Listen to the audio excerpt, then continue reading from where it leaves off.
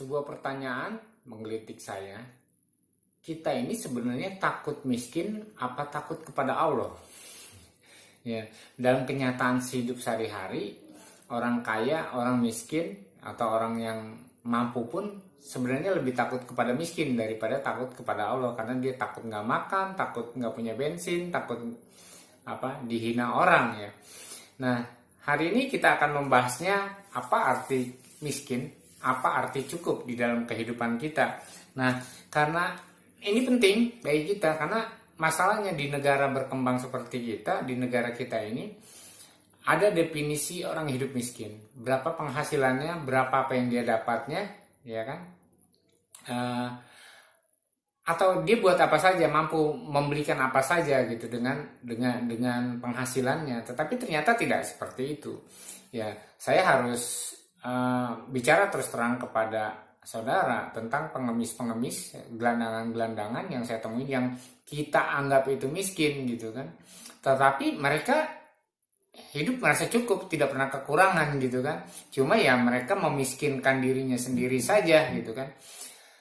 Saya lupa, sekitar tahun 2000-an saya bersama teman-teman, ada yayasan juga, kita itu konsentrasi untuk membantu para pengemis di Bogor ya.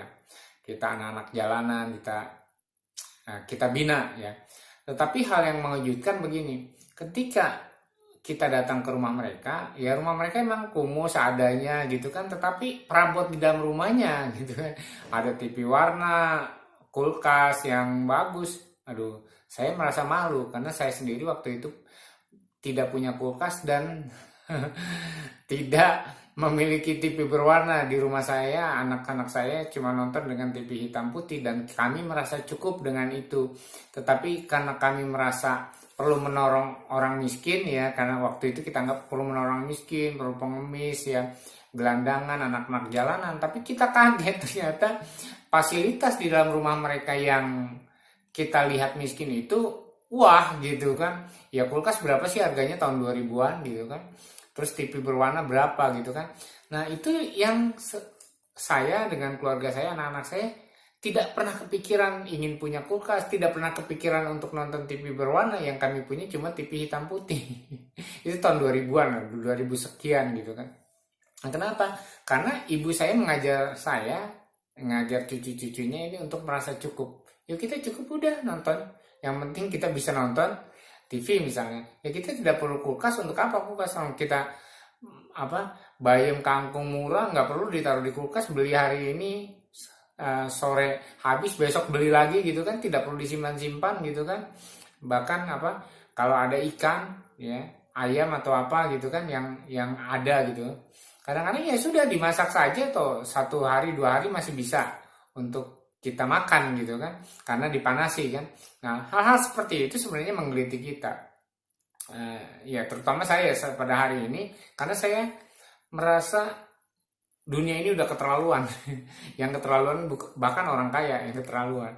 Jadi sangat membuat saya kesel karena ada tetangga saya, dia punya motor baru waktu itu ya, terus dia punya mobil baru juga ya, motornya R15, mobilnya Suzuki R3. Tetapi ketika Covid datang dia mengeluhkan banyak hal. Ya bahkan dia ingin dikasih sembako lah ibaratnya gitu kan, padahal aduh luar biasa kayaknya gitu kan. Bahkan rumah saya pun ingin dibelinya. Padahal saya rumah sewa, ingin dibeli kalau bisa, Pak Parta pindahlah saya beli ini. Waduh, tapi omongannya tidak sesuai ketika pengen bensin murah, pengen disubsidi. Ini kan lucu, orang yang bisa beli mobil dan motor yang sampai ratusan juta, tetapi untuk bensin yang harga subsidi dan harga tidak subsidinya kan cuma beda 2.500. Itu minta disubsidi 2.500. Coba, artinya kalau satu hari dia menghasilkan 10 liter, dia minta disubsidi 25.000 oleh pemerintah. Nah ini kan miskin. Ya jadi sebenarnya gini, kita harus belajar karena miskin dan kaya itu adalah perasaan. Ya lucu kali ya mungkin statementnya. Miskin dan kaya itu sebenarnya adalah dibatasi dengan rasa karakter kita, pikiran dan hati kita cukup atau tidak. Jadi suatu kali ada seorang teman pusing dia ya, punya uang 100 juta, dia ingin beli mobil yang harganya 150 juta. Aduh, gimana cari uang 50 juta lagi nih, pegang uang 100 juta. Dia tuh mengeluh dan pusing dan stres. Punya uang 100 juta dia stres karena ingin beli mobil dengan harga 150 juta. Itu lucu dengan kami ya, saya yang biasa nongkrong di jalanan sama anak-anak. Kadang kita punya uang 10 ribu. Saya bisa neraktir 2 orang ngopi karena harga kopi cuma 3 ribu. Jadi ya 10 ribu ya kita ngopi-ngopi traktir. Kita merasa udah kayak orang kaya. Padahal cuma 10 ribu uang segitu-gitunya, tapi bisa dimakan ngopi 3 orang, itu bisa 2 jam kita ngobrol di warung kopi dengan happy-happy. Jadi walaupun itu uang itu habis 10 ribu hari itu, tapi kita happy dan bisa dinikmati oleh 3 orang gitu kan. Nah, ini yang ya kita harus belajar seperti ini, belajar bahwa cukup itu apa, kurang itu apa, dan kaya itu apa. Jadi saya merasa kaya dengan uang 10 ribu karena bisa mentraktir 2 orang ngopi, ya kan. Dulu ada beberapa teman yang lain juga yang kerjaannya itu kalau punya duit sedikit naktir, dan biasanya kita bilang, oh dia tuh yang suka naktir, dia tuh kaya. Padahal nggak kaya. Kita tahu bahwa kalau dia punya duit, dia pasti bagi-bagi makanan, dia bagi-bagi traktir orang. Bukannya hedon, bukannya apa, bukannya hidup bersenang-senang, enggak. Yang di traktirannya juga traktiran kecil atau beli martabak 1 dimakan rame-rame gitu kan. Jadi kita anggap bahwa orang-orang ini ya, teman-teman kita ini, kita merasa kaya gitu loh, merasa cukup. Ya adalah punya uang sedikit tapi kita bisa makan rame-rame, dibanding tadi punya uang 100 juta pusing bolak-balik cari pinjaman kemana 50 juta lagi untuk beli mobil. Nah itu yang harus kita sadari bersama. Jadi sebenarnya menjadi miskin, menjadi kaya, menjadi cukup itu adalah karakter. Ada yang di pola pikiran kita. Nah, ketika orang merasa kurang, dia otomatis dia tidak akan pernah merasa bersyukur. Tapi ketika orang merasa kaya dan lebih, itu adalah orang yang bersyukur dan dia lebih awet muda, lebih banyak bergembira, tidak pernah pusing, ya kan? Tidak punya uang tidak pusing. Kalau orang kaya punya uang pusing karena dia merasa masih kurang. Nah, karena itu di dalam thumbnail materi kali ini itu saya tuh memberikan gambaran tentang air ya dituang ke dalam gelas. Jadi tergantung gelasnya seperti apa. Kalau gelas kecil kita tuang sedikit itu sudah penuh, artinya cukup. Kalau gelas besar dituang sedikit dia masih kurang, artinya dia masih miskin. Tapi gelas kecil dan besar yang cc-nya ini berbeda. Ini mungkin yang 200 cc sama 500 cc. Ketika yang 200 cc kita kasih 200 cc maka dia cukup. Kasih 225 cc dia melimpah. Jadi kaya kan. Tetapi kalau gelas besar yang 500 cc kita kasih 300 cc dia tetap kurang. Jadi kurang dan kaya, ya miskin dan kaya itu sebenarnya adalah pola pikir. Ya, jadi saya tidak setuju sebenarnya dengan wah dia orang miskin segala macam, karena saya sudah melakukan yang namanya pelayanan kepada orang-orang marginal ya, anak-anak jalan segala macam. Yang nyatanya saya menjadi malu karena mereka itu sebenarnya secara harta kalau dijual uangnya lebih banyak daripada saya yang waktu itu melayani ya, bersama yayasan segala macamnya. Nah ini yang harus jadi pelajaran saya waktu itu, dan berpikir ulang tentang kata miskin dan kaya, kata cukup dan kata tidak. Nah saya dulu punya teman anak-anak muda yang selalu berbagi. Apa saja dia kita senang happy-happy malam minggu, uangnya sedikit udah beli ikan 2 kilo ikan mas, kita bakar-bakaran padahal besoknya kita nggak punya uang. Tapi kita merasa kaya, merasa happy. Hidup lebih senang, lebih berarti, dan merasa memberi ke orang lain gitu kan. Nah itu akhirnya kita merasa lebih cukup dan lebih kaya daripada teman-teman yang sebenarnya punya uang banyak tapi pelit, tidak memberi apa-apa. Nah, jadi ada banyak hal yang kita harus pelajari. Apa arti cukup, apa arti kelimpahan, apa arti kekurangan. Jadi ketika sedikit yang ada pada kita dan kita bisa berbagi dengan orang lain, artinya kita sudah merasa cukup dan kita bisa memberi kepada orang lain. Sebab kalau kita tidak merasa cukup, kita tidak bisa memberi. Maka itulah sukses sebenarnya arti kaya. Di channel ini mungkin agak aneh ya, karena kaya menurut definisi channel ini adalah ketika kita memberi, artinya kita kaya. Semakin banyak memberi itu sebenarnya semakin banyak kekayaan yang kita miliki sebenarnya. daripada kita punya harta banyak, ya, tetapi tidak pernah memberi dan selalu kurang dan hanya stres, ya kan? Punya rumah mewah, bingung, punya mobil banyak, bingung, ya. Tetapi kalau orang miskin, ya, ketika dia tidurnya nyenyak, ya dia nggak mikir ada yang takut kehilangan, gitu kan? Nah itu hal yang harus kita pahami bersama, bahwa ketika kita merasa cukup maka hidup kita bahagia. Jadi kunci kebahagiaan salah satunya adalah merasa cukup. Ketika kita selalu merasa susah, kita selalu merasa kekurangan, maka hidupnya susah. Jadi saya ada orang yang punya uangnya itu jutaan, puluhan juta, tapi untuk makan saja dia harus minta ke orang lain. Dan saya sedih sekali karena ini kan orang dekat saya. Ya, saya sudah menasihatinya ya, berulang-ulang, ya cobalah, masa untuk makan sendiri aja harus ngutang, masa harus makan sendiri aja untuk bohong, kan itu uangnya banyak buat apa gitu kan. Terus saya juga pernah bilang sama istri saya, ada satu teman, dia bilang dia nggak pernah megang uang, nggak pernah inilah lagi susah covid segala macam. Saya bilang sama istri, biarin aja, dia kan punya motor. Terus dia punya mobil Innova baru beli itu. Terus dia punya rumah 2 dan itu tanahnya luas. Kenapa dia merasa miskin? Kenapa dia selalu berkata, saya tuh udah nggak megang uang ini. Kalau mau susah-susah gitu kan. Padahal kami waktu itu ya ceritanya udah ada suasana covid, rumah itu sewa, nggak bisa bayar sewa.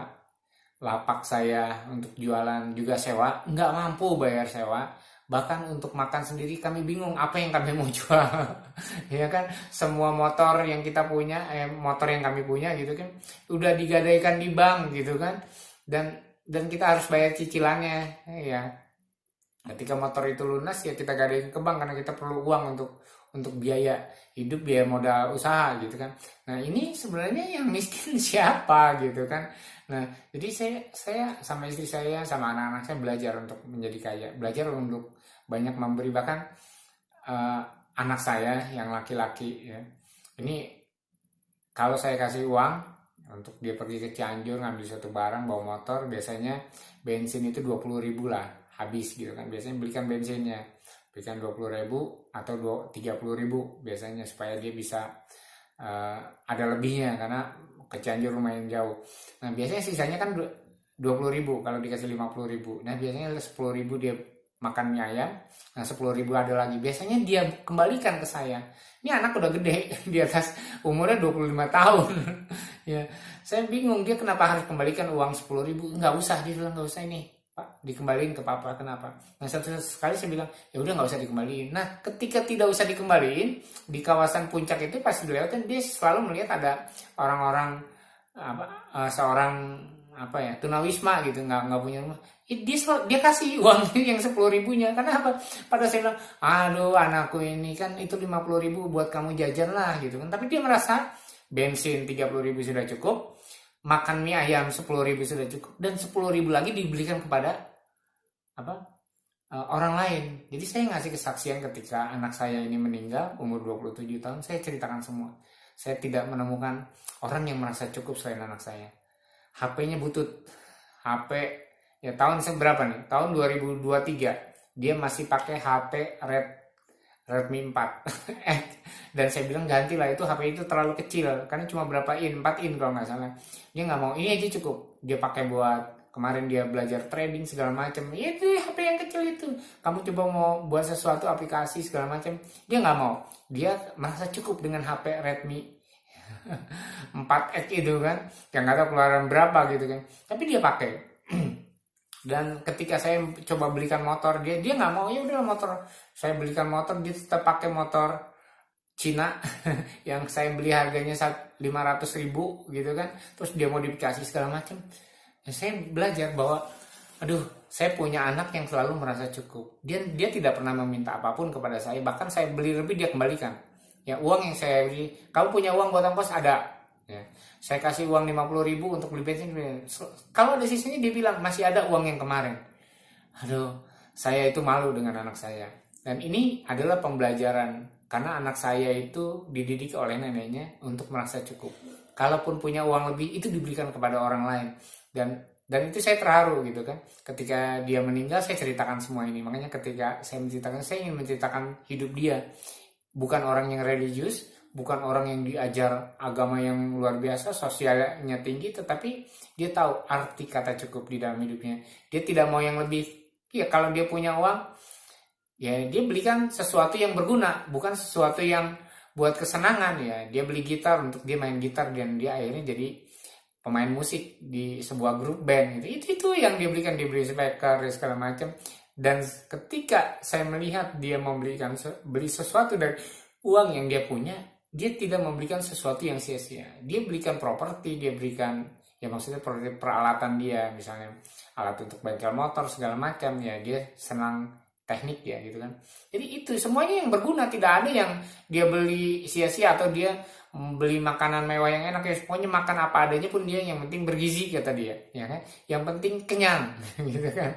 Nah itu yang prinsip anak muda yang saya sendiri sebagai orang tuanya itu belajar dari kehidupan dia, bahwa merasa cukup itu sebenarnya gampang. Ketika kita tidak punya keinginan yang mewah, ketika kita tidak punya keinginan untuk hura-hura, sebenarnya kita sudah merasa cukup. Bahkan kita memberi kepada orang yang kesusahan, dan akhirnya walaupun kita sebenarnya bukan orang yang kaya, tetapi kita menjadi kaya oleh karena hati kita yang kaya gitu kan. Nah ini yang harus kita renungkan bersama, kita pikirkan, untuk kita introspeksi diri, bagaimana kita menjadi bahagia. Sebab orang yang merasa miskin itu tidak pernah bahagia, orang yang merasa kurang tidak akan pernah bahagia. Tetapi orang yang merasa cukup, dia bahagia, dan dia bisa menolong orang lain dan memberi orang lain di dalam kekurangannya menurut orang lain, karena bagi dia sedikit aja sudah cukup. Akhirnya dia bisa memberi. Jadi pada akhirnya kita harus belajar yang namanya prioritas. Makan itu adalah kebutuhan, ya sudah, makan saja. Tapi kalau kita ingin makan mewah, itu adalah keinginan. Ya misalnya pakai itu adalah kebutuhan, minum adalah kebutuhan, tinggal itu adalah, rumah tinggal adalah kebutuhan, tidur adalah kebutuhan. Tetapi ingin tidur di tempat yang mewah itu adalah keinginan, ya kan. Ingin punya rumah yang bagus itu adalah keinginan gitu. Ingin punya pakaian yang mahal-mahal, sepatu yang mahal, itu adalah keinginan, bukan lagi kebutuhan. Nah ketika orang hidup untuk memenuhi keinginannya, itulah orang menderita dan akhirnya merasa miskin dan akhirnya merasa kurang, karena tidak cukup dengan sepatu yang 100.000, inginnya sepatu yang bagus. Tidak cukup dengan baju yang tidak bermerek, dia inginnya sesuatu yang bermerek. Nah ini yang harus kita renungkan bersama. Yuk, kalau kita mau bahagia, kita harus belajar merasa cukup. Kalau kita mau bahagia, kita harus belajar merasa kaya, bahwa sesuatu yang kita anggap cukup dan ada lebih sedikit itu bisa kita kasih dengan orang lain. Jadi beberapa episode saya menceritakan seseorang yang punya hartanya nggak banyak sebenarnya, tetapi dia bisa meluluskan 500 lebih orang sarjana. Ya uangnya selalu kurang, karena selalu kalau dapat uang selalu dia ya investasi lah. Nah tetapi dia akhirnya membangun sebuah keluarga dari ratusan orang ini, untuk akhirnya saling memberi dan saling memberi. Dia tidak punya apa-apa, bahkan mobil pun tidak punya, motor pun tidak punya, kemana-mana harus naik angkot dan jalan kaki lah. Tetapi dia menyekolahkan lebih dari 500 orang. Nah ini luar biasa sekali. Nah saudara harus belajar, kita harus belajar sama seperti dia, karena dia merasa cukup. Ya, jadi saya juga banyak ketemu orang-orang yang lain yang selalu merasa cukup, dan bahkan orang yang merasa cukup itu sebenarnya dalam kategori mungkin definisinya orang miskin. Ya, saya ada beberapa orang tua yang saya datangi selalu memberi apa saja diberi. Saya datang pulang diberi apa saja, ya kan. Bahkan sampai saya menolak pun tetap maksa diberi, padahal dia sebenarnya tidak mampu. Nah itulah kita harus belajar arti kata cukup, karena arti kata cukup itu penting untuk kita merasa bahagia, kita merasa berguna. Ya, hanya orang miskin yang tidak berguna. Hanya orang yang merasa miskin sebenarnya yang tidak berguna. Nah itulah yang harus kita pahami, bagaimana kita harus cukup. Jangan sampai kita jadi orang yang banyak harta tetapi berpikiran miskin. Tapi biarlah kita orang yang dianggap miskin tetapi punya karakter orang kaya, ya, punya karakter memberi, punya karakter untuk berbagi dengan sesama. Ya, itu saja yang saya sampaikan. Jangan lupa ngopi dan tetap semangat supaya kita punya kehidupan yang lebih baik dan menjadi manusia yang berkualitas.